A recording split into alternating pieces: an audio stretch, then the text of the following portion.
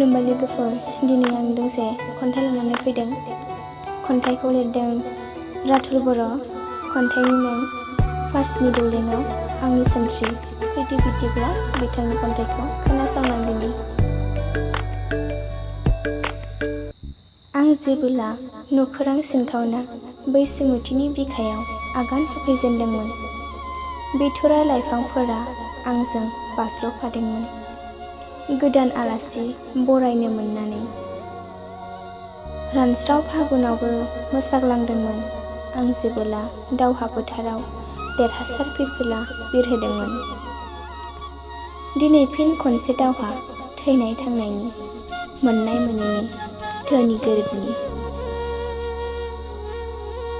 आं दिनै फिन खनसे दावहारु, बेलारोम सोमनि लोरबां दावहारु। समनि खरथेजों बुफ्लेजानाय सासे लोरबां दावहारु। आंनि रोंखान्थिया दायो लोरबांसै, आंनि सानस्रिफोरा दायो फासिनि दौलेंआवसो थासै दिन्दां जानानै। एसेनोसै, गोजोन्थों।